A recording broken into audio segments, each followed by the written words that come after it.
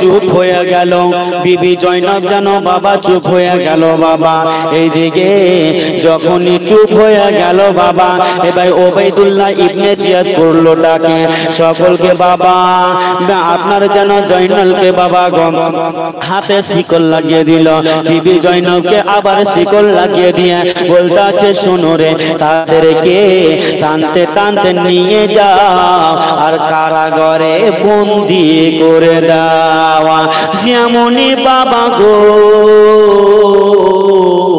কারাগারে বন্দি করেছে গো আব্বা, কারাগারে যখনই জেলখানাতে বন্দি করেছে গো আব্বা, যেন ইমামে হুসেন পাকের মস্তকখানাকে বাবা আপনার যেন বল্লমে নিয়ে বাবা সাইডে রেখে দিয়েছে গো মা। এইদিকে বিবি জয়নব জেলখানাতে আছে বাবা গো, আর জেলখানাতে থাকা মাত্র বাবা গো যেন নিজের ভাতিজি বাবা বিবি শহর বানু যেন বাবা নিজের ভাতিজি হযরত সাকিনা বাবা গো ওই জেলখানার ভিতরে আছে বাবা। জয়নাল আবেদিন আছে বাবা গো, বাবা তাদেরকে তো বাঁচিয়ে রাখতে হবে। ওই ইবনে জিয়া তাদেরকে খাবার দিত বাবা, কিন্তু কেমন খাবার দিয়েছিল গো মা। এইদিকে বাবা যদি খাবার লাগে 200 তো দিত বাবা 100 গো।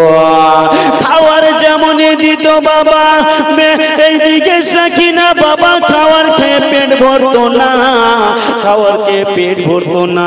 তার দিকে বিবি জয়নব দেখতে আছে, আল্লাহ এখন যদি আমার ভাতিজির যদি এই অবস্থা হয়, জানি না আমার ভাতিজির কি হবে। বেরাদার দোস্ত বন্ধুগণ বাবাজি আমার ভাইরা, যেমনই মা গো এই কথা বলেছে মা, নিজের ফুফু আম্মাকে বলতে আছে, ফুফু আম্মা জান আপনি কি ভাবছেন আম্মা জান বলেন না। বলতে আছে মা তোমার কথা ভাবতে আছে, তোমার শরীরের দিকেই আমার দেখে মা আমার যেন কলিজা ফেটে যাচ্ছে গো মা। যেমনই বাবা এই কথা বলেছে, হযরত সাকিনা দুই নয়নের চোখের পানি টস টস করে কান্না করতে আছে। ফুফু আম্মা জান,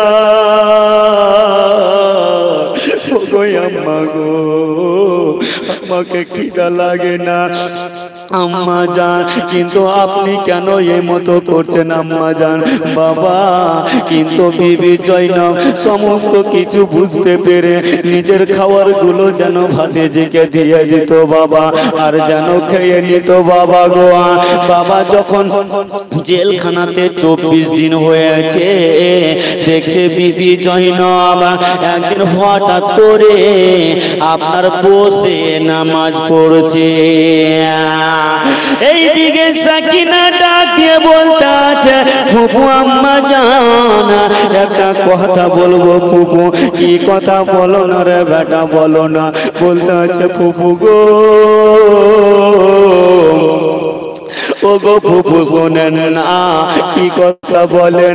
আপনাকে যতদিন থেকে দেখতে আছি ফুফু গো, ও গো ফুফু আম্মা বলেন না আপনি দাঁড়িয়ে দাঁড়িয়ে নামাজ পড়ছেন, আজকে কেন বসে নামাজ পড়ছেন গো আম্মা বলেন না। বলতে আছে বেটা রে আজকে নামাজ আমি বসে পড়ছি তার কারণ আছে আম্মা জান, একটু বলুন না আমাদেরকে খুলে। বাবা কোনো ব্যক্তি যদি আপনার ভালো অবস্থাতে যদি বাবা আপনার বসে নামাজ পড়ে, নামাজের সম্পূর্ণ সওয়াব পাবে না।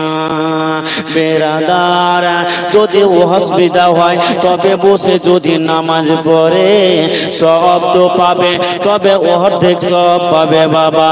বেরাদার দোস্ত বন্ধুগণ বাবাজি আমার ভাইয়েরা, এইদিকে বিবি জয়নব বলতে আছে বেটি সাকিনা কি বলবো তোমাকে, যখন বেটি আমাকে খাওয়ার দিত রে বেটি, তোমার শরীরটা দেখছি যেন হাড় কয়খান যেন জেগে আছে, শরীরে যেন মাংস নাই রে মা, মাংস নাই। আমি ভাবলাম আমি সহ্য করে নিব, কিন্তু আমার ভাতিজি সাকিনা কিভাবে সহ্য করবে? ভাতিজি ওরে বেটি আমার খাওয়ার গুলোকে যেন তোমাকে দিয়ে দিতাম। মোহাব্বতে বলুন তো সুবহানাল্লাহ। বেটি খাওয়ার গুলো তোমাকে দিয়ে দিতাম। বাবা কথা চলছে ফুফু আমার সঙ্গে, বলতে আছে ফুফু গো আজ 24 দিন হয়ে গেল ফুফু আমরা কি বাড়ি যাব না?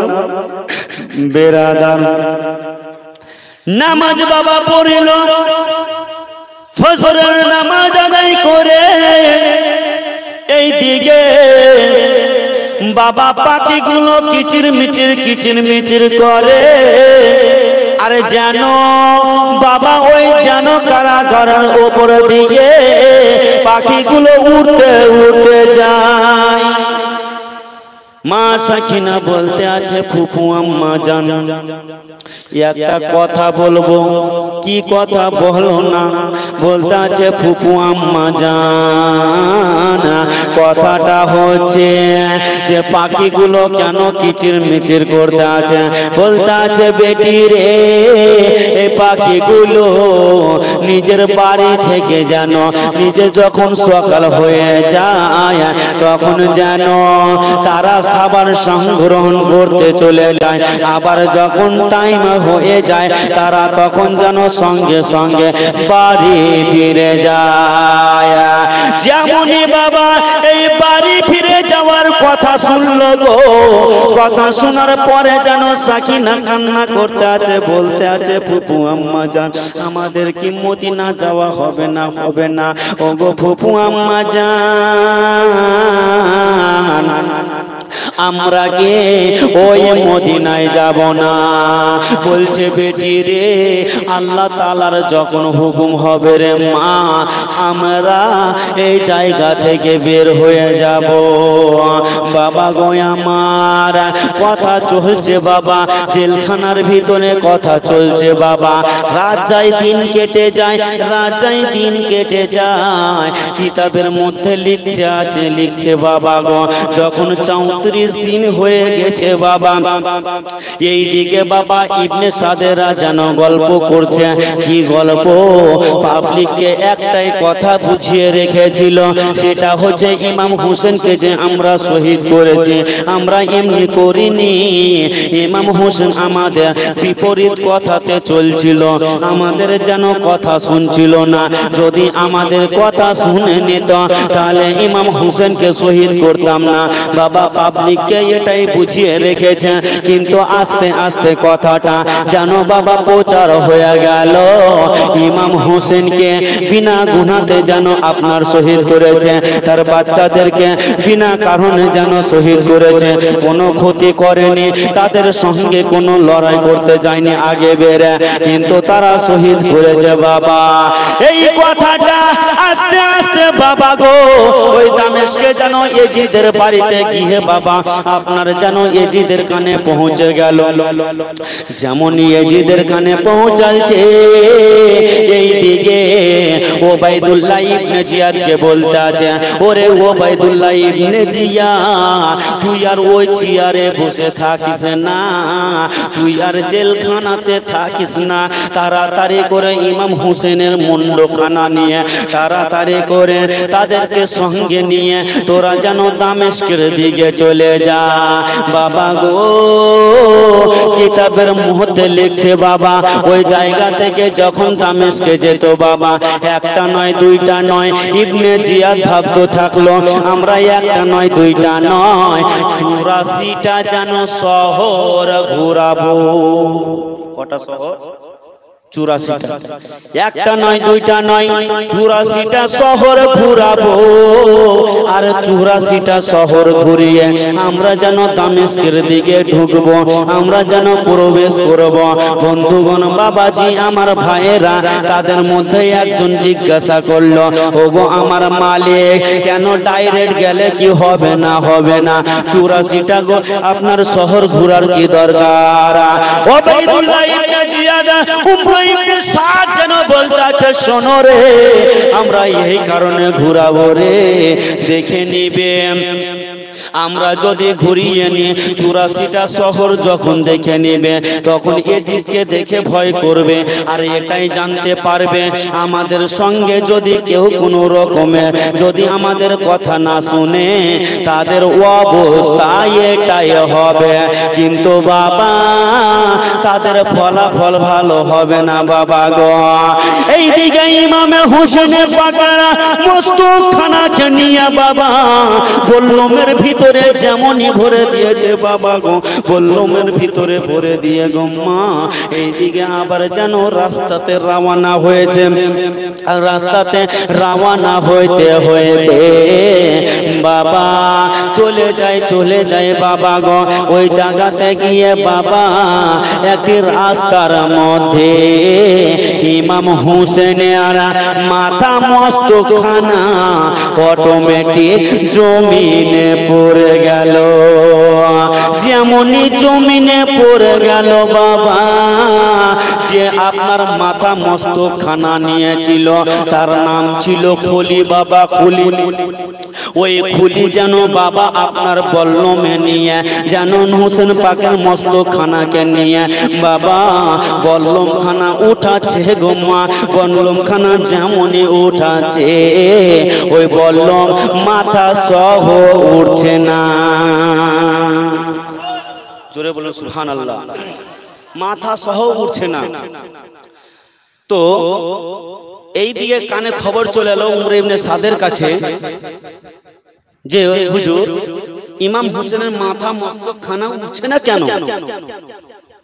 তো উবাইদুল্লাহ ইবনে জিয়াদ বলছে, আরে এই কারণে তোদেরকে পাতলা টাতলা লোককে আমি কাজে দিই না। আমি জানতাম যে তোরা পারবি না। তোরাকে গোটা করে মুরগা তোরাকে মাংস খেলে আমার লাভ কি? হ্যাঁ, যদি এটাই না চারতে পারিস, উঠাতে যদি না পারিস, হুজুর আমাদের দোষ নয়, এতক্ষণ থেকে তো নিয়ে আসলাম। মনে হয় জয়নাল আবেদিন জাদু করে দিয়েছে। জোরে বলুন নাউজুবিল্লাহ। মনে হয় জাদু করে দিয়েছে তাকে। আর জয়নাল আবেদিন যতক্ষণ না অর্ডার করবে তার বাপকে ততক্ষণ উঠবে না। বেরাদার, জয়নাল আবেদিন কোথায়? 7000 সৈন্যকে নিয়ে আগে, 7000 সৈন্যকে নিয়ে পিছে, আর মধ্যখানে হচ্ছে আহলে পরিবারের বর্গগণ। বেরাদার, এবার যেন উবাইদুল্লাহ ইবনে জিয়াদ সীমার যে ইমাম হোসেনের মস্তকখানা কেটেছে, ওই সীমারকে বলছে, সীমার একখানা চাবুক নিয়ে নাও। আর চাবুকখানা নিয়ে জয়নাল আবেদিনকে মারতে শুরু করো। বলছে কেন? বলছে যতক্ষণ না সে স্বীকার করবে তার বাপের খবরটা কি। তার বাপ তো চলতে ছিল, মাটিতে পড়ে গেল কিন্তু উঠে না কেন? ব্রাদার, দোস্ত, বন্ধুগণ, বাবাজি, আমার ভাইয়েরা, যেমনই বাবা এই কথা শুনেছে গো মা, ও গো আমার আব্বাজিরা শুনে যান রাত্রির বেলা, যেমনই এই কথা শুনেছে অর্ডার পাওয়া গো উটের পিঠে নিজের যেন বেটি সাকিনাকে বাবা বেঁধে দিয়েছিল, তাদেরকে যেন বেঁধে দিয়েছিল এই কারণ তারা যেন ছুটে না যেতে পারে। বাবা গো জয়নাল আবেদিনের কাছে আসিল, জয়নাল আবেদিনের কাছে এসে যেন চাবুক চালাতে আরম্ভ করল। জয়নাল আবেদিন বলতে আছে, ও গো আমাদেরকে কেন মারতে আছো গো, বলো না আমাদের অপরাধটা কি, বলো না। আমরা তো ঠিকই চলছিলাম, কিন্তু আমাদেরকে কেন মারছো বলো। শোনো রে, তোমাদেরকে কেন মারছি শোনো রে। দেখো তোমার আব্বা জানের যেন মুন্ডখানা, মাথা মস্তকখানা যেন নিচে পড়ে গেছে রে। তুমি পারবে একমাত্র সেই মাথাখানা উঠাতে। বলছে তোমাদের কাছে মাথা, তোমাদের কাছে বললো তোমরা নিয়ে যাচ্ছ, আমি কি জানি যে মাথা পড়লো কি উঠলো কিনা, আমি তো পিছনে আছি। বাবা শুনলো, সীমার বলছে, ওগো উবাইদুল্লাহ ইবনে জিয়াদ বলছে জয়নাল আবেদিন কিছু জানে না। জানে না মানে? তো উমর ইবনে সাদ বলছে দেখি তোরা হট তোরা পারবি না। একজন নাই বাবা, 50 জন মিলে উঠাচ্ছে তো উঠাতে পারে না। জোরে বলেন সুবহানাল্লাহ। এবার যে উঠাতে যে পারে না, তো ওই ওবাইদুল্লাহ ইবনে জিয়াদ গিয়ে মাথাটাকে উঠাচ্ছে বাবা, যেমন উঠাচ্ছে কোমরে কাট করে লেগে গেছে। হ্যাঁ, তো তার লোকগুলো বলছে হ্যাঁ গো তুমি যে বলছিলে আমাদেরকে কটা করে মুরগা না কটা করে কি খিলাতে, তো তুমি আবার কি খাচ্ছো, তুমি উঠাতে পারছো না? হ্যাঁ, তখন ওবাইদুল্লাহ ইবনে জিয়াদ ভাবলো না আমাদের দ্বারা তো হবে না, এটা তাদের দ্বারা দিয়ে করতে হবে। ব্রাদার দোস্ত বন্ধুগণ বাবাজি আমার ভাইরা, ইমাম হোসেনের মস্তকখানাকে যেমনই বাবা পড়ে গেছে জয়নাল আবেদিনকে মারতে ছিল বাবা। আর জানো এইদিকে জয়নাল আবেদিন বলছে আমি কিছু জানি না, তবে যখনই মারতে মারতে মারতে কান্না করছে জয়নাল আবেদিন বলতে আছে আব্বা, ওগো আমার আব্বা জান, আপনি তো চলতেছিলেন, চলতে চলতে কেন রাস্তার মধ্যে পড়ে গেলেন? ইমাম হুসেনের জবান দিয়ে বাবা যেন কথা বেরিয়ে আসে গো। কি কথা বেরিয়ে আসে? বলছে বেটা জয়নাল শোনো রে, তোমরা তো বলছো আমাকে যেতে রে বেটা, কিন্তু আমি যাই না কেন? তোমরা কি এটা জানো না? আব্বা গো আপনি কেন যাচ্ছেন না আব্বা, একটু আমাকে বলুন না গো আব্বা। বলতে আছে বেটা আমি এই কারণে যাই না, তোমাদের দহলের ভিতরে তোমার ফুফু আম্মা আছে, তোমার আম্মা আছে, তোমার বোন সখিনা আছে কিনা দেখো। তোমার ফুফুর পিছনে যেন আমার মেয়ে সখিনা বসেছিল, একবার লক্ষ্য করে দেখো তো আমার মেয়েটা বসে আছে কিনা। যেমনই বাবা পিছে মুখটা ঘুরিয়েছে গো মা, তার সঙ্গে সঙ্গে দেখিছে সবাই আছে, কিন্তু বাবা ওই জায়গাতে বেটি সাকিনা জানো না।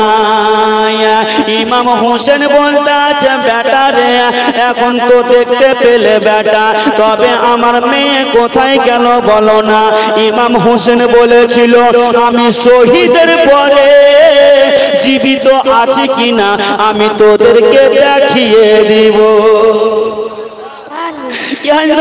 ইমাম হোসেন পাক রাদিয়াল্লাহু তাআলা আনহু মুন্ড মোবারক থেকে বাবা জবান থেকে আওয়াজ আসে, বলতে আছে বোন জয়নব তোমার কাছে তো আমার মেয়েটা ছিল, তবে আমার মেয়েটা গেল তো গেল কোথায় বলো না।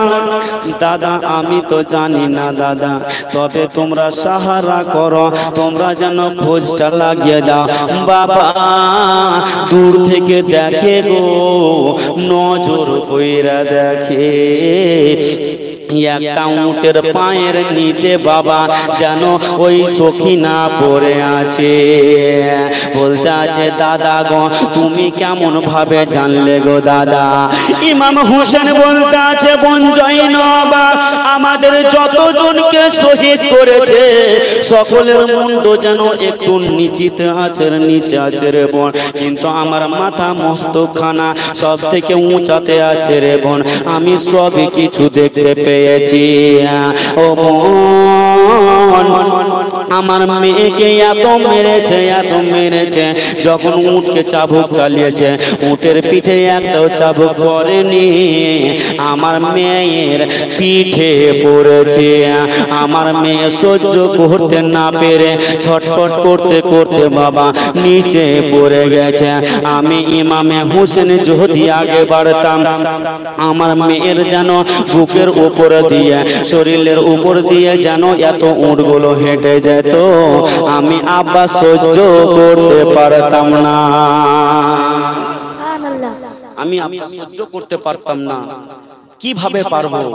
বেরাদার দোস্ত বন্ধুগণ বাবাজি আমার ভাইরা, ইমাম হোসেন বলতে আছে, বেটি তোমরা যে বলছো আগাও, কিন্তু এই দিয়ে ওপরে 50 জন আমার মাথা তুলছে, ওপর দিকে টানছে, হযরতে জিবরিল নিচে যেন আমার মাথা ধরে আছে। ধরে বলে সুবহানাল্লাহ।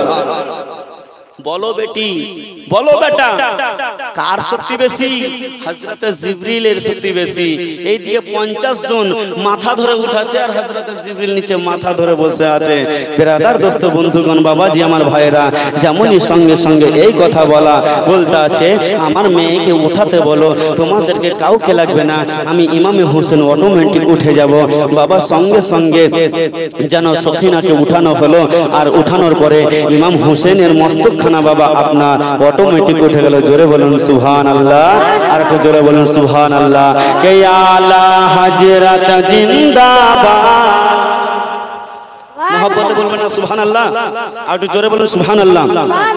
কে আলা হযরত জিন্দাবাদ, আলা হযরত জিন্দাবাদ, আলা হযরত জিন্দাবাদ, আলা হযরত জিন্দাবাদ।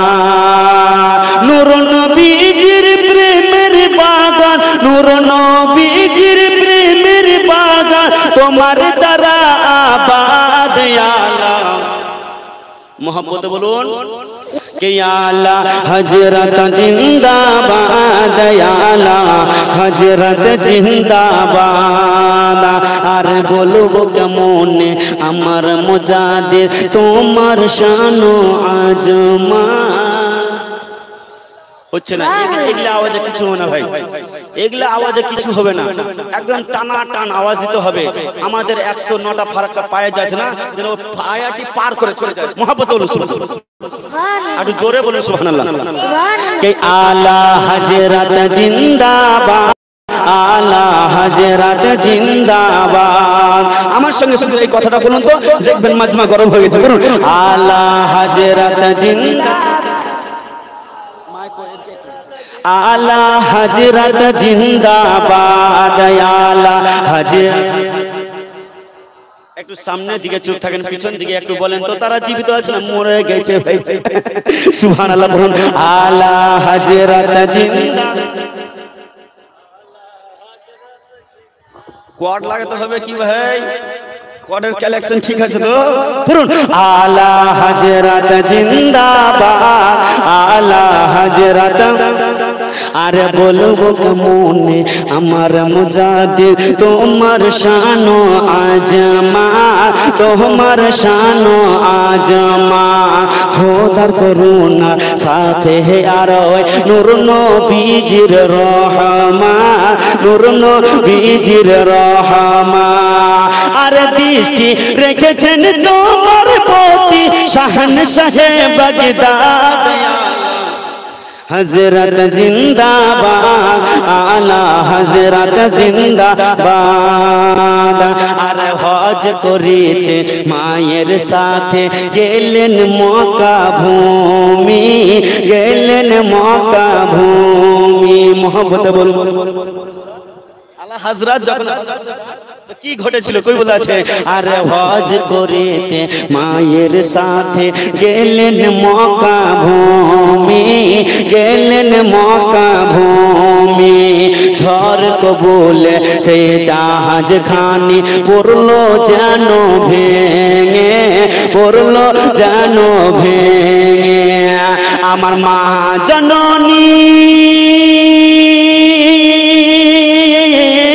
আমার মা জননী কেন্দে বলে, মা জননী কেন্দে বলে, কে বাঁচাবে আজ আলা হযরত জিন্দাবাদ, আলা হযরত জিন্দাবাদ। আর ঘোষণা করে আছো যারা জাহাজের মধ্যে। জোরে বলুন। আর এই দৃশ্য দেখে জাহাজের ক্যাপ্টেন হলেন দিশে হারা, হলেন দিশে হারা। ঘোষণা করে কাফন করো আছো জাহাজে যারা, আছো জাহাজে যারা। আর আমরা যদি হযরত হজ করতে আমাদের মধ্যে যদি যাই আর যদি জাহাজ ভেঙে গেল রে ভাই, তাহলে সবাই সেলফি তুলতে শুরু করলো নাকি? সবাই দেখতে আছে যে সেলফি কটা মানুষ মরছে আছে না, কিন্তু আলা হযরত ওটা করে না। আলা হযরত কি বলতে আছে, তো কবি বলতে আছে মোহাম্মদ বলে সুবহানাল্লাহ। আরে এই দৃশ্য দেখে জাহাজের ক্যাপ্টেন হলেন দিশে হারা, হলেন দিশে হারা। ঘোষণা করে কাফন পর আছো জাহাজে যারা, আছো জাহাজে যারা। আমার আলা হযরত বলে শোনো,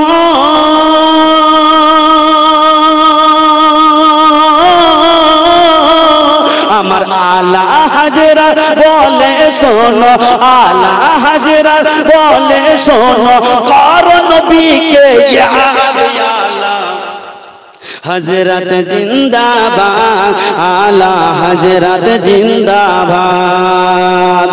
আর প্রেমে ভরা দিয়েছো তুমি ওগো আলা, তোমার বড় শান ওগো, পারবে না দুনিয়াবাসী ভুলিতে, পারবে না দুনিয়াবাসী ভুলিতে। মোহাম্মদ বলুন সুবহানাল্লাহ।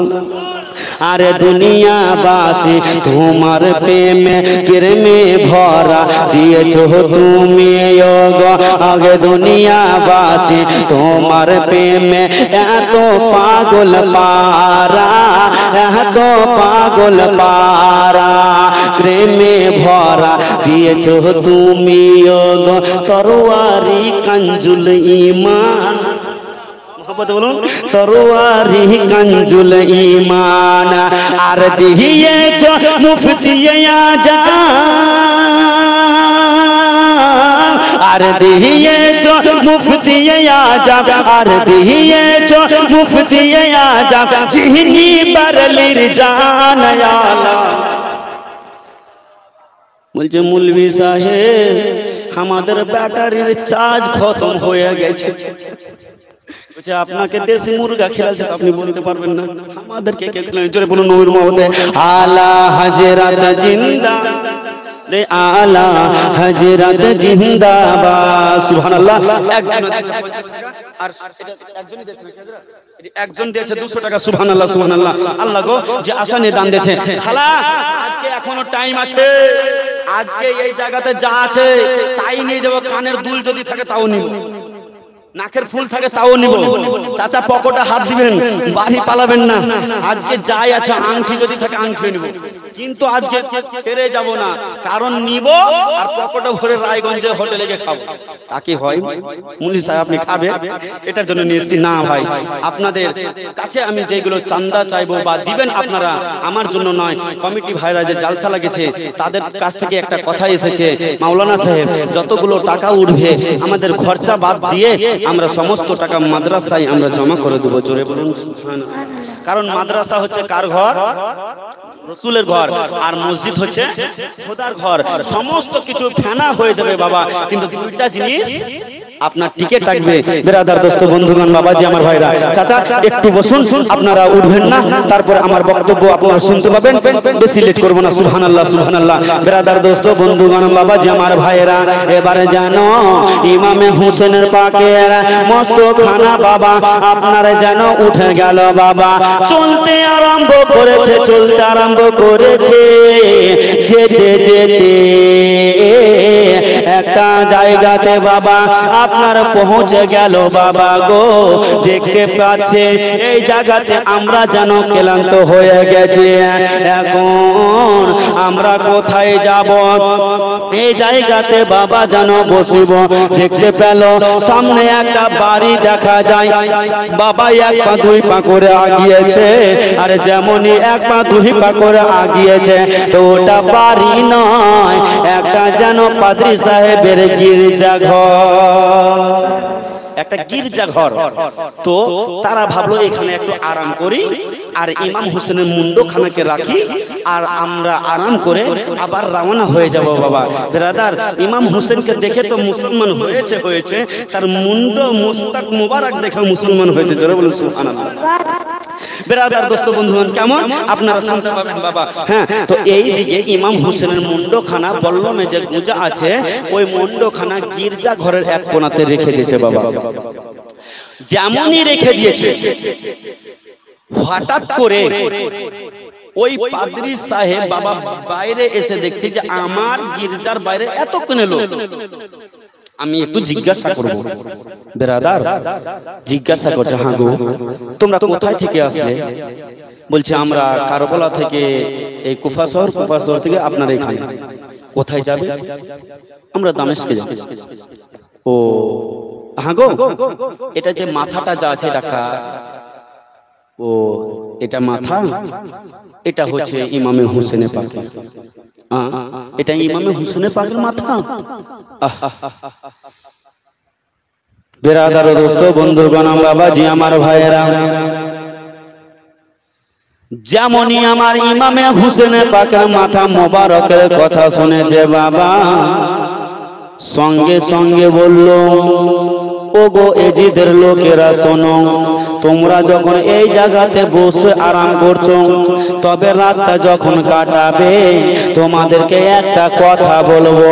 কি কথা বলতে আছে শোনো, যদি মুন্ডখানাকে, মাথা মোবারকখানাকে আমাকে যদি কিছুক্ষণের জন্য দিতে, তবে তোমাদেরকে আবার আমি ফেরত দিয়ে দিতাম। বলছে ওগো পাদ্রী সাহেব বলেন না, আপনি কেন মাথা মোবারকখানা নেবেন বলেন না? বলতে আছে আমার দরকার আছে রে, তোমরা দিবে কিনা বলো? বাবা দিতে চাই না, কারণ তারা ভাবতে আছে এখন যদি এজিদের দরবারে আমরা না নিয়ে যাই, তবে এজিদ আমাদেরকে জিন্দা ছাড়বে না, আমাদেরকে মেরে দিবে। বাবা বলতে আছে তোমরা যেটা ভয় করছো কিছু ভয় নাই, বাবা দিবে না। শেষের বেলা যেন বাবা ওই পাদ্রী সাহেব বলতে আছে, বাবা গো তোমরা শোনো, যদি কিছু টাকা না আমি টাকাও দিব। কত টাকা নিবে বলো? বলতে আছে শোনো গো, মাথা মোবারকখানা দেখার জন্য, কিছুক্ষণ দেখার জন্য আমরা যেন 5 থেকে 6 হাজার হলে নিয়ে নেব। ওই পাদ্রী সাহেব বাবা জানো বলতে আছে শোনো, তুমি 5 থেকে 6 হাজার টাকা বলেছো রে, আমি নিজে খুশি হয়ে যদি দেখতে দাও, তবে আমি তোমাদেরকে 10 দিরহাম দেব। যেমনই বাবা এই কথা শোনা, সঙ্গে সঙ্গে মুন্ডখানা, মাথা মুবারকখানা নিল, আর মাথা মুবারকখানাকে নিয়ে বাবা ঘরের ভিতরে চলে গেল। তার 2টা ছেলে ছিল বাবা, তার 2টা ছেলেকে বলতে আছে, বেটা রে তোদেরকে একটা কথা বলবো বেটা। কি কথা আব্বাজি? বলতে আছে বেটা রে শোন রে, এক বেটা এই গেটের দিকে থাকো, আর এক বেটা বাহির গেটের দিকে থাকো। আব্বা আজকে কেন এই কথা বলছেন আব্বা? বলতে আছে বেটা রে শোনো শোনো, আজকে যদি ঝড় তুফান চলে আসে, আমি যতক্ষণ পর্যন্ত অর্ডার না করিব ততক্ষণ তোমরা দরজা থেকে হটবে না। কারণ আব্বা একটু আমাদেরকে বলো না। বলতে আছে বেটা এই মস্তখানা দেখো বেটা, এই মস্তখানা কার বলো তো বেটা? বলতে আছে আব্বাজি আমি তো জানি না মস্তখানা কার আব্বা, আমি জানি না। বলতে আছে বেটা রে এই মস্তখানা হচ্ছে সেই নবী মুস্তফার রে বেটা, নবী মুস্তফার জানো নাতের মস্তক রে বেটা। যেই নবীকে আল্লাহ তাআলা যদি সৃষ্টি না করিত, কুল কায়নাতকে কিছু সৃষ্টি করতো না রে বেটা, আমাকে সৃষ্টি করতো না, তোমাকে সৃষ্টি করতো না বেটা, সেই নবীর নাতির মাথা। আব্বা আপনি যখন আদেশ করলেন আব্বা, যতই ঝড় তুফান আসুক না কেন, আমরা দোনো ভাই গার্ড হয়ে আমরা পাহারা দেব, আমরা নিগরানি দেব আব্বা, আমরা সরে যাব না। বাবা এবারে যেন দোনো ভাই পাহারা দিচ্ছে, এইদিকে আহলে পরিবারের যেন লোকেরা আপনার বাইরে যেন বসে আছে বাবা গো। এইদিকে ইমাম হোসেন পাকের মস্তকখানা উঁচুতে রেখে দিয়েছে বাবা, সুন্দর করে বাবা গো মুখখানা মুছিল, ধুলা পড়েছিল বাবা, মুখখানা মুছে চোখগুলোকে যেন মুছলো বাবা, সুন্দর করে চোখ মুখ সবে কিছু মুছলো বাবা। মুছার পরে দূর থেকে একটু দেখছে গো আমার ইমাম হোসেন যেমন জিন্দাতে ছিল বাবা, শহীদের পরে সেই মতনই যেন জীবিত আছে। আসলে আমার হোসেন মরেনি রে, আমার হোসেন তো জিন্দা রয়েছে। বন্ধুগণ বাবাজি আমার ভাইরা যারা বলছেন নবী মাটির সঙ্গে মরে মিশে গেছে, আমি বলতে চাই আমার নবী মরেনি, মানে আমার ঈমান হচ্ছে জিন্দা। যারা বলছেন নবী মরে গেছে তার ঈমান হচ্ছে মুর্দা। বন্ধুগণ বাবাজি আমার ভাইরা আমার ইমামে হোসেন পাকের মস্তকখানাকে এবারে যেন রেখে দিয়েছে। আর ওই পাদ্রী সাহেব বাবা, ওই গির্জা ঘরের মালিক বাবা এত বড় দাড়ি রেখেছে বাবা, আর মোজগুলো এত বড় করে রেখেছে বাবা। বাবা গো এখন পর্যন্ত যেন মুসলমান হয়নি বাবা। ওই পাদ্রী সাহেব ইমাম হোসেনের মস্তকের চতুর সাইডে বাবা যেন ঘুরতে আছে গো, যেমনই ঘুরতে আছে বাবা। পাদ্রী সাহেব দেখতে আছে আল্লাহ এত সুন্দর নূরানি চেহারা, এত সুন্দর নূরানি চেহারা, যেমনই আপনার চেহারা খানা মুছেছে অন্ধকার ঘরে হোসেন পাকের যেন চেহারাতে নূরের আলোতে গোটা ঘর আলোকিত হলো, গোটা আলোকিত হয়ে গেল ভাই। যেমনই আলোকিত হলো সঙ্গে সঙ্গে ইমাম হোসেনের জবান থেকে ভাই কোরআন পাকের তেলাওয়াত শোনা যায়। মহব্বতে বলুন সুবহানাল্লাহ।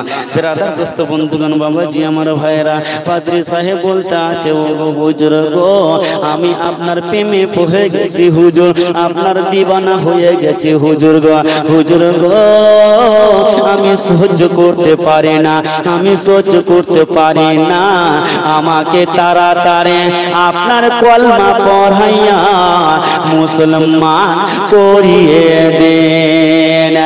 ইমাম হোসেন বলতে আছে পাদ্রী সাহেব তুমি যখন নিজ মুখে বলেছ তবে করো, আমি পড়তে আছে আমার নানা জানের কলমা খানায় তুমি পড়ে নাও।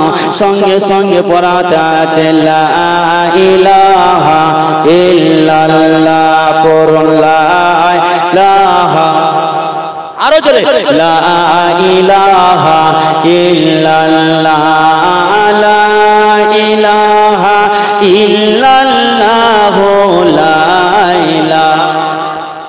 মা বোনেরা আস্তে বাবারা কলমাটা জোরে জোরে পড়ুন, পড়ুন লা ইলাহা ইল্লাল্লাহ, লা ইলাহা লা ইলাহা ইল্লাল্লাহ, লা ইলাহা।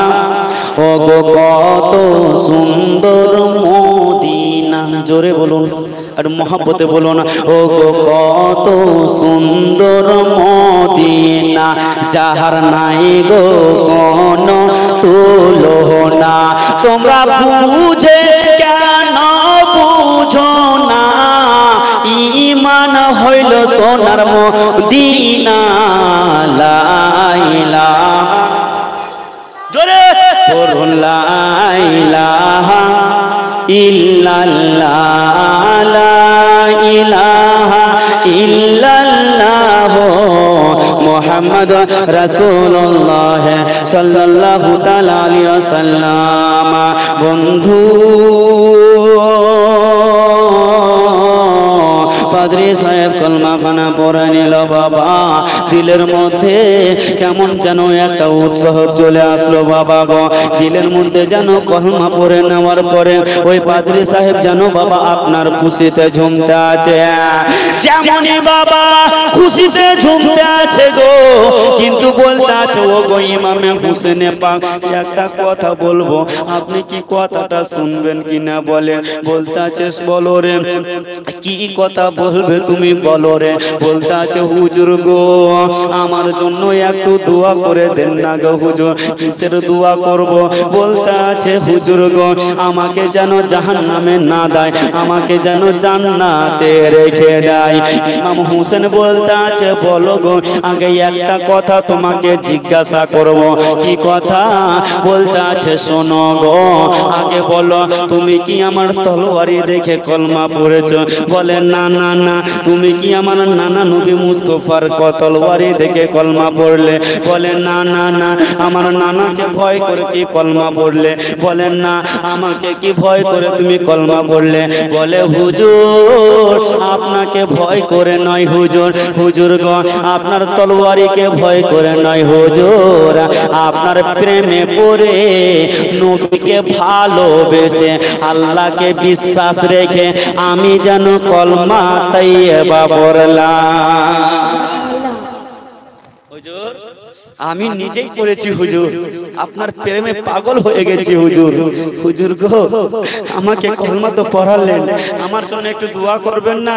বেরাদার দোস্ত বন্ধুগণ বাবাজি আমার ভাইয়েরা, যেমন ইমাম হোসেনের কাছে এই কথা শুনেছে অবশ্যই করব। ওই পাদ্রী সাহেব বলতে আছে কারবালার জমিনে ইমাম হোসেনকে যখন শহীদ করেছিল বাবা, এই দিকে জেলে থাকলো 34 দিন, এই দিকে আসিল বাবা ইমাম হোসেনের সর মোবারক যেমন কারবালাতে টাটকা হয়েছিল এখন পর্যন্ত টাটকা হয়ে আছে। জোরে বলুন সুবহানাল্লাহ। কারবালাতে যাও, কারবালাতে গিয়ে যদি খনন যদি করো তো তাজা রক্ত বের হবে ইমাম হোসেন পাকের। সুবহানাল্লাহ সুবহানাল্লাহ। বেরাদার দোস্ত বন্ধুগণ বাবাজি আমার ভাইয়েরা, বলতেছিলাম আমি যে ইমামে হোসেন পাক রাদিয়াল্লাহু তাআলা আনহু বাবা এবার যেন পাদ্রী সাহেবের জন্য দোয়া করবে। বেরাদার আমি দেখতে চাই আজকে আরাজি টোলা কাসিমপুরের বাবজি আমার যেই জায়গাতে আলে রাসূলের ফুল দোয়া করে দিবে, যেই জায়গাতে ইমাম হোসেন দোয়া করে দিবে, সেই দোয়াটা অবশ্যই কবুল হবে, হবে না বা? অবশ্যই কবুল হবে। কারণ আমার নবী যখন সিজদাতে গেছিলেন তো আমার নবীর দোনো ঘরে দোনো সন্তান ছিল বাবা, দোনো সন্তান ছিল। তো আমার নবী কার স্মরণে ছিল তখন বলেন তো? ইমাম হাসান হোসেনের স্মরণে ছিল না? ইমাম হাসান হোসেনের স্মরণে ছিল। তো ইমাম হাসান হোসেনের স্মরণে থাকাকালীন আমার নবীর নামাজ হয়েছে? অবশ্যই হয়েছে। আমার নবীর নামাজ হবে না তো কার নামাজ হবে না? কি বলেন ভাই? সুবহানাল্লাহ সুবহানাল্লাহ। উঠে কেউ যাবে না বাবজি আমার, আমি দেখতে চাই আজকে আরাজি কাসিমপুরে ইমাম হোসেনের মহব্বতে ইমাম হোসেন আজকে যে দোয়া করবে সকলকে নিয়ে দোয়া করবে, আজকে ইমাম হোসেনের দোয়াটা কবুল হয়ে যাবে। আমার ইমাম হোসেনের পাক আজকে আমাদের জন্য, আমার নবী যেমন মদিনাতে বসে বসে মদিনাতে আরাম করছে, মদিনাতে শুয়ে শুয়ে আমার নবী আরাম করছে, আর উম্মতগণকে দেখতে আছে যেন উম্মতগণকে দেখতে আছে আমার কোনটা উম্মত আমার নাতির জন্য আজকে আমার নাতির কথা শুনে আজকে দান করলো। আরজিটোলা কাসিম বাজারে আমি 5 জন ভাইকে আমি দেখতে চাই 3000টি করে টাকা হবে। আমার 5 জন ভাই, একজন ভাই উঠে আছে, আর মায়েদের দিকে আমি 2টি মাকে 5টি মাকে দেখতে চাই 1000টি করে টাকা। নাই মা, এমন কোন মা নাই যে মা দিবে ইমাম হোসেন পাকের মহব্বতে? এমন কোন ভাই আছে?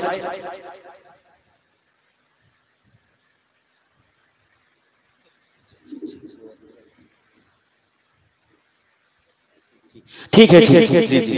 তো বেরাদার দোস্ত আমি জবরদস্তি করব মাত্র 2টা মিনিট আমি চেয়েছি, নাই এমন একজন বাপ আলহামদুলিল্লাহ ইমাম হোসেন পাক আমাদেরকে জান্নাতে টেনে নিয়ে যাবে।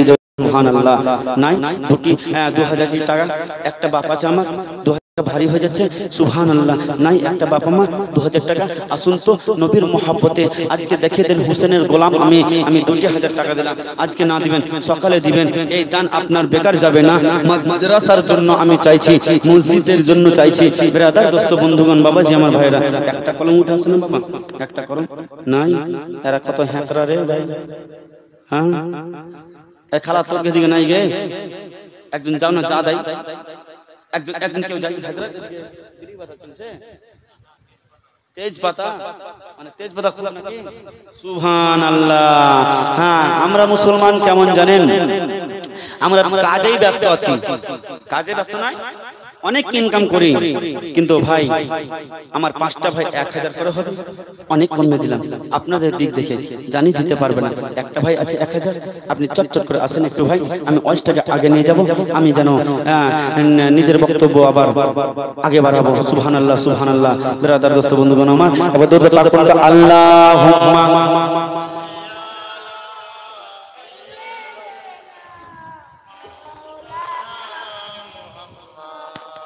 ওয়ালা আলে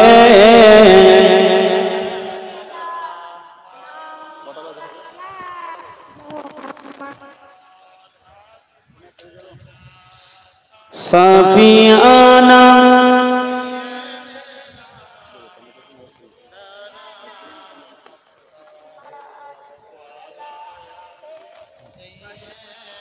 মাওলানা মুহাম্মদ। বেরাদার দোস্ত বন্ধুগণ বাবাজি আমার ভাইরা, এই যে এইদিকে আমার একটা চাচা আছে, সুবহানাল্লাহ। এই চাচা বসেন না গো, ওয়াজ শুরু করে দেব। সুবহানাল্লাহ সুবহানাল্লাহ। জান আপনাদের যারা অনেকের 12টা বেজে গেছে, এখন ঘুমাবেন। সুবহানাল্লাহ সুবহানাল্লাহ। হ্যাঁ, যারা এই জায়গায় থাকবেন চুপচাপ একটু বসেন, শেষ করে দেব। আর মাত্র আধা ঘন্টার ভিতরে শেষ করে দেব আজ। সুবহানাল্লাহ সুবহানাল্লাহ। বেরাদার দোস্ত বন্ধুগণ বাবাজি আমার ভাইরা, আসলো নাকি একটা? সুবহানাল্লাহ। 50 টাকা? এরে বাপ রাম। ঠিক আছে ঠিক আছে। তো ইমামে হোসেন পাক রাদিয়াল্লাহু তাআলা আনহু, এবার বলতেছিলাম বাবা যে ওই গির্জা ঘরে গির্জাওয়ালা যেন কলমা পড়ে মুসলমান হয়ে গেলেন বাবা। কলমা পড়ে মুসলমান যেমন হয়ে গেছেন বাবা, সঙ্গে সঙ্গে ইমামে হোসেন পাককে বলতে আছে, বলে হুজুর, ও গো আমার হুজুর গো, আমার নামটা দেখেন না জান্নাতে আছে কিনা, জান্নাতের খাতায় উঠেছে কিনা একবার দেখেন না। বলে ইমামে হোসেন পাক বাবা গো নিজের নানাকে স্মরণ করে নিল, নানা জান এই ব্যক্তির নামটা জান্নাতের খাতায় উঠিয়ে নেন বাবা। সঙ্গে সঙ্গে ইমামে হোসেন যেন বলতে আছে, ও পাদ্রী সাহেব শুনে নাও, জেনে নাও, তুমি যে আজকে কলমা পড়ে মুসলমান হয়েছে, তোমার নামটা জানো জান্নাতের খাতাতে উঠে গেছে।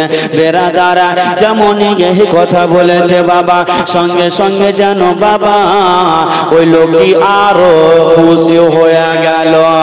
ইমাম হোসেনের জিয়ারত করিল গো, ইমাম হোসেনের বাবা মস্তক মোবারক খানা জিয়ারত করে যেন বন্ধুগণ বাবাজি আমার ভাইয়েরা সকাল হয়ে যাবে, বলতে আছে আল্লাহ আমার ইমামে হোসেনের মাথা খানা আবার যেন নিয়ে নেবে। বন্ধুগণ বাবাজি আমার ভাইয়েরা যেমনই বাবা এই কথা বলেছেন, সকালে বাবা গো যেন আজান হচ্ছে, আসসালাতু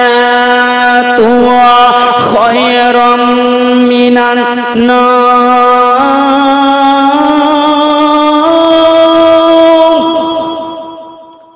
আজান যাবনে হলো, পাদ্রী সাহেব ভাবছে আল্লাহ আমার কাছ থেকে আমার ইমাম হোসেনকে এখন নিয়ে চলে যাবে।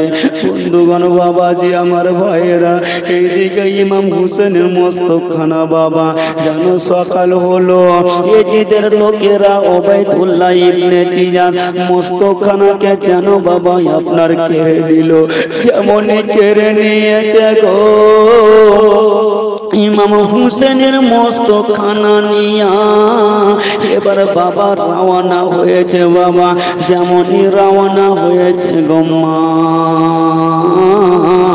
রাস্তায় যেতে যেতে বাবা তারা ভাবলো যেন অনেকটা রাস্তা পার করে দিয়েছি, দেখো তো কটা রাস্তা পার করলাম। একজন বলতে আছে হুজুর গো মাত্র 4টা যেন শহর পার হলো, আরো 80টা শহর আছে হুজুর, আরো 80টা শহর যেন আমরা ঘুরবো। বলেন না রে না। একজন বলে উঠলো হুজুর এত করে কষ্ট করে নিয়ে যাওয়ার দরকার কি? বলছে একটা কথা কবার বলবো, আমাদেরকে দেখবে রে, আর যারা এই মতন করবে আমাদের সঙ্গে তাদের সাজা হবে। এটাই ব্রাদার দোস্ত বন্ধুগণ বাবাজি আমার ভাইয়েরা, সঙ্গে সঙ্গে বাবা গির্জা থেকে বের হচ্ছে বাবা, যেমনই বের হতে যাবে বাবা গো বল্লম খানাতে গুঁজেছে আপনার মাথা, আর যেন যেন দেওয়ালের সাইড থেকে যেন বাবা একটা লোহার হার বের হয়ে আসিল, লোহার হার বের হয়ে আসিল। আর লোহার হারে একটা শের লেখা ছিল বাবা, আরবিতে যেন লেখা ছিল। কি লেখা ছিল বাবা গো? লেখা এটাই ছিল, যারা ইমাম হোসেনের সঙ্গে বাবা খারাপ ব্যবহার করেছে তারা কখনো জান্নাতি হবে না, তাদের জন্য ঠিকানা জাহান্নাম, তাদের জন্য ঠিকানা জাহান্নাম। বেরাদার দোস্ত বন্ধুগণ, বাবাজি আমার ভাইরা, এবার ইমাম হোসেনের মুন্ডখানা নিয়ে চলে যাচ্ছে। যেতে যেতে যেতে যেতে যেতে ওই জায়গাতে বাবা আর একটা যেন পাদ্রী সাহেব দেখে নিল ইমাম হোসেনকে। বেরাদার, এবার এই জায়গাতে পাদ্রী সাহেব বলছে, হ্যাঁ গো, এটা কি ইমামে হোসেনের পাকের মস্তকখানা? বলে হ্যাঁ। বলছে শোনো, আমাকে কি একটু দেওয়া যায়? এরা বলছে না না, দেওয়া যাবে না, আমাদের দেরি হয়ে যাচ্ছে। বলছে আছে ভাই রে, আমি বেশি সময় নিব না, মাত্র আমি 1 ঘন্টায় আমি সময় নেব, আর মাথা মস্তখানা যেন তোমাদেরকে আমি দিয়ে দেব। বন্ধু, মাথা মস্তখানা নিয়ে বাবা আপনারা জানো ঘরের ভিতরে যেমন যাবে বাবা গো, ঘরের ভিতরে যেমন গেছে বাবা ইমাম হোসেনের চেহারা যেন দর্শন করতে আছে বাবা, আর যেন বলতে আছে আমি আর একটা বার যাব, গিয়ে ওই লোকগুলোকে বলবো গো শোনো গো শোনো, এই মস্তকখানা আমার কাছে বিক্রি করে দাও। বেরাদার দোস্ত বন্ধুগণ, বাবাজি আমার ভাইয়েরা ওবাইদুল্লাহ ইবনে জিয়াদের কাছে গেল, আর যেন বলতে আছে শোনো গো ও ওবাইদুল্লাহ ইবনে জিয়াদ, একটা কথা বলিব। কি কথা বলো? বলতে আছে ও গো ওবাইদুল্লাহ ইবনে জিয়াদ, ইমাম হোসেন মস্তকখানা একবার যদি আমাকে তো দিয়েছ, কিন্তু যদি বেশি সময় পেতাম আমার একটু ভালো হতো। বলছে না না না, ওই মতো করে দেওয়া যাবে না। বলছে কি মতো করে দিবে? বলতে আছে কিনে নিবে তো নিবে, কিন্তু কিছুক্ষণের জন্য কিনে দিব। বেরাদার দোস্ত বন্ধুগণ, বাবাজি আমার ভাইয়েরা বলতে আছে তবে শোনো, তোমরা যখন কিনে নিবে তবে বেচবে, তবে আমি নিব, তবে বেশি টাকা নয়। কত টাকা? মাত্র 1000 টাকা দেব। ওবাইদুল্লাহ ইবনে জিয়াদরা বলছে হ্যাঁ গো, ওখানে পেলাম 10,000 আর এখানে পেলাম 1000, তো কতটি হবে? 11,000।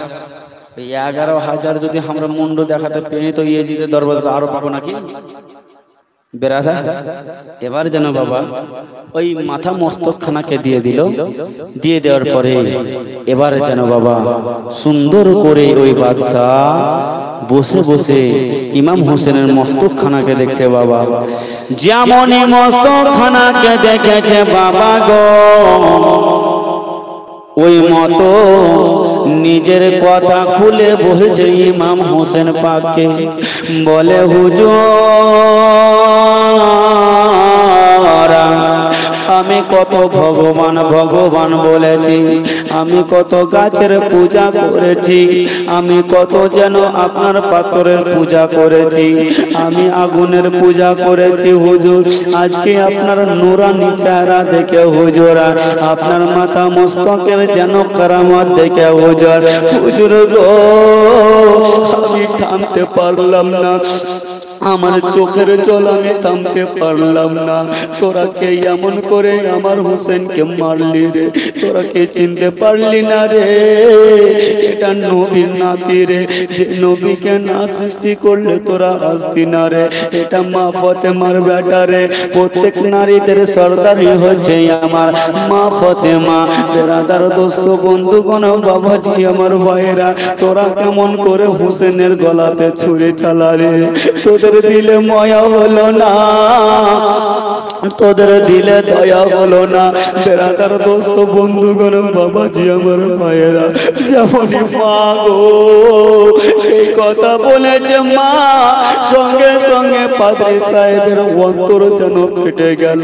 দেখতে আছে তাজা রক্ত যেন পড়তে আছে, আর যেন ভাবতে আছে আমার ইমামে হোসেনকে আমি যদি পুরো বডি সহ দেখতে পেতাম তবেই আমার কলিজাটা ভরে যেত।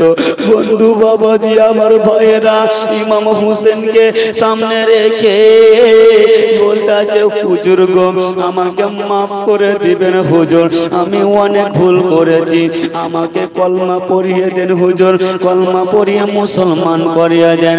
বাবা ইমামে হোসেনে পা কলমা খানা পড়ালো বাবা, আর কলমা পড়িয়ে মুসলমান করিয়ে দিল বাবা। ওই পাদ্রী সাহেব বলতে আছে শোনো গো, ও গো আমার হুজুর শোনেন না, একটা কথা বলবো, আমি যত পাপ করেছি গো হুজুর, আমার পাপখানা ক্ষমা হয়েছে কিনা বলেন না। বলে পাদ্রী সাহেব তোমার পাপ তো ক্ষমা হয়ে গেছে, বেরাদার কেমন করে বুঝবে বাবা। সঙ্গে সঙ্গে ইমাম হোসেন পাকের বাবা গো মস্তক থেকে একটা রোশনি বের হয়ে গেল বাবা, একটা আলো বের হয়ে আসমানের দিকে চলে গেল। সঙ্গে সঙ্গে বাবা পাদ্রী সাহেবের ঘরটা অন্ধকার ছিল বাবা, ইমাম হোসেনের নুরানি চেহারাতে যেন পুরো ঘর আলো হয়ে গেল।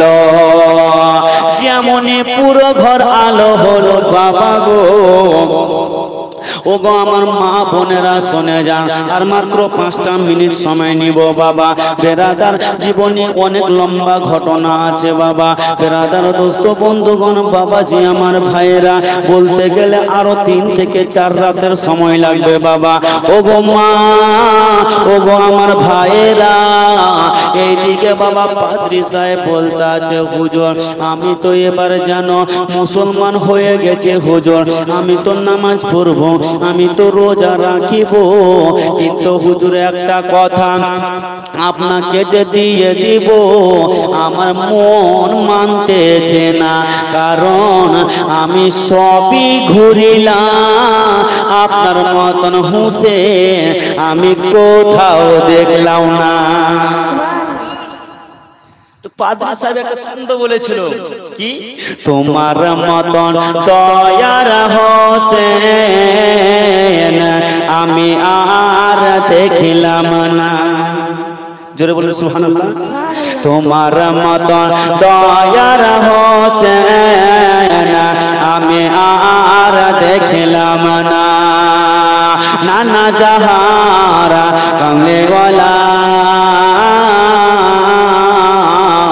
পার করবে ও হাসরের দিন, নানা জাহারা রহমাতুল আলামিন পার করবে ওই যে হাসরের দিন। পাদ্রী সাহেব বলতে আছে বাবা গো এই কথা বলে, আর ইমাম হোসেনের মুন্ডখানা বাবা সঙ্গে সঙ্গে বাবা জানো লোকগুলো নিয়ে নিল, যেমনই নিয়ে নিয়েছে বাবা এজিদের সৈন্যরা জানো বাবা নিয়ে আপনার রাস্তার দিকে আরম্ভ হলো। ও আমার বাবা যে আমার ভাইরা, ইমাম হোসেনের মস্তখানাকে নিয়ে এবার বাবা আগে বেড়ে যায়, আগে বেড়ে যায়, আগে বেড়ে যায়। আর যেমনই ইবনে জিয়াদের এজিদের দরবারে ঢুকবো হয়েছে বাবা, এরা ভাবলো এজিদের কানে যদি কেউ ফুস করে দিয়ে দেয়, এদের কাছে 11,000 টাকা আছে, তবে একটা কানা করিও পাবো না। যদি আমাদের মালিক জেনে নেয় যে এই মস্তখানাকে নিয়ে এরা টাকা নিয়েছে, আমার মালিক একটাও দিবে না।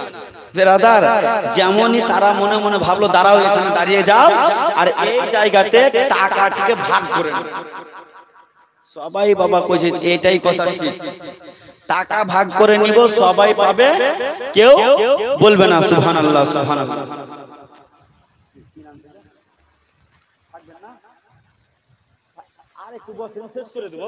সুবহানাল্লাহ, দুয়াটা নিয়ে যাবেন, শেষ দোয়া। সুবহানাল্লাহ, একটু শেষ করে দেব, শেষের দিকে আছি, এই কথাটা বলে শেষ করে দেব। সুবহানাল্লাহ। দুটা আমার জান নাই রে ভাই, শেষ হয়ে যাবো ভাই। সুবহানাল্লাহ, এই টানা কন্টিনিউ 7 দিন থেকে চলছে ভাই, জীবনী শেষ করা যাবে না ভাই, বুঝতে পারলেন? ইমাম হোসেনের পাকের 2 রাতে এরকম করে জীবনী শেষ করা যাবে না, জীবনী করতে হলে 5 রাত 7 রাত, তাহলে সম্পূর্ণ বিস্তারিত ভাবে খোলাসা ভাবে বলা যাবে। আমাদের ওখানে 7 রাত জীবনী করেছিলাম, তো 4 জন সাহাবার খেলাফত করতে গেছি, তো এইদিকে কার বললাম, কারণ তাদের খেলাফত মাত্র হালকা হালকা করে বয়ান করেছিলাম, বেশি নাই। কারণ বেরাদার দোস্ত বন্ধুগণ, আমার বাবাজি, আমার ভাইরা, একজন যদি বিস্তারিত ভাবে আলোচনা করা যায় 7, 8, 9 রাতে কিছু হবে না।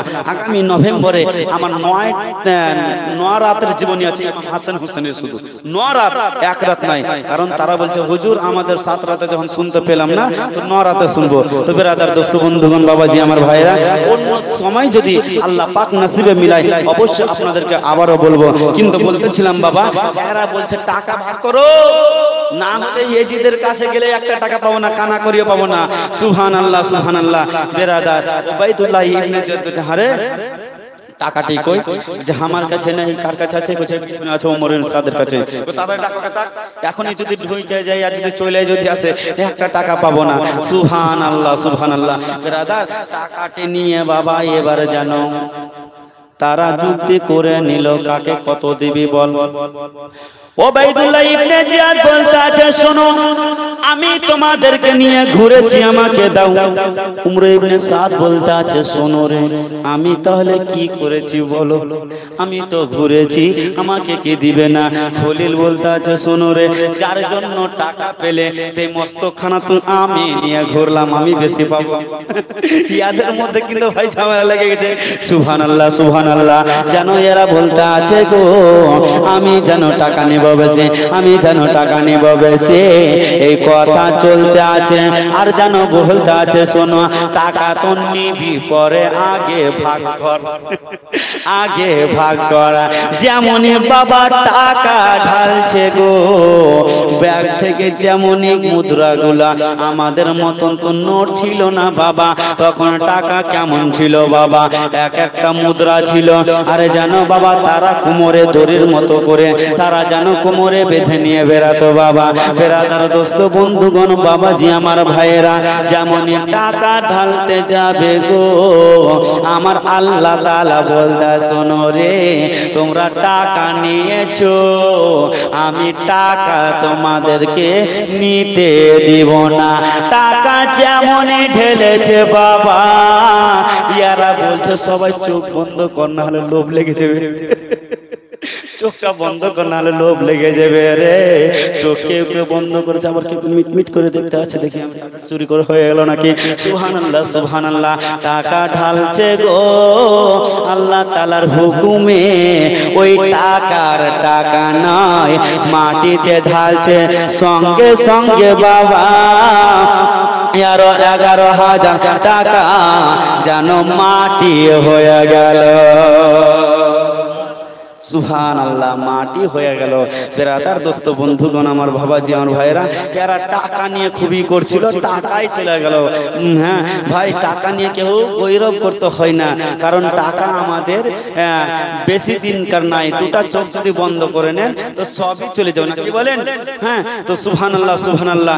জীবনী অনেক আছে ভাই, এখান থেকে এজিদের কাছে যাবে, এজিদের কাছে গিয়ে মা সাকিনার ইন্তিকাল হবে, মা জাইনাবের আপনার জয়নাল আবেদিনের বিবাহ হবে।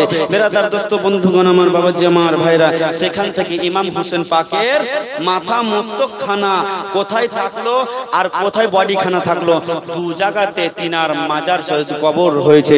কোথায় কোথায়? একটা হচ্ছে মদিনাতে মাথা খানা আছে, আর আপনার বডি খানা কারবালাতে রয়েছে। সুবহানাল্লাহ সুবহানাল্লাহ। আল্লাহ পাক যদি কোনোদিন নিয়ে আসে আপনাদেরকে ইনশাআল্লাহ বিস্তারিত আলোচনা শোনাবো ভাই আমার। তবে আমি আমার বক্তব্য আর লম্বা করছি না, আমার বক্তব্য এখান থেকে আমি ইতি করছি। বেরাদার দোস্ত বন্ধুগণ, আধা ঘন্টা কে চালাবো? সুবহানাল্লাহ সুবহানাল্লাহ, একবার দরুদ পাক পড়ুন, ভালো লাগছে। হ্যাঁ তো গোছি একটু বসেন না চাচা, একটু গোছে বসেন না। আল্লাহুম্মা সাল্লি আলা মাওলানা মুহাম্মাদ ওয়া আলা আলি মাওলানা মুহাম্মদ। সুবহানাল্লাহ। ঘুম লেগে গেছে? তিনজনে মিলে এখানকার না ওদিক থেকে নিয়ে আসলে ভাই, কিন্তু তোমাকে দেখলাম এদিক থেকে ফের ওদিকে চলে গেলে। হ্যাঁ তো তিন জনা দিয়েছে, অবশ্যই অজ শোনাবো, তবে 100 টাকা করে হবে, মাত্র 100 টাকা হবে না? সুবহানাল্লাহ সুবহানাল্লাহ। তো আগে না গাড়িতে তেল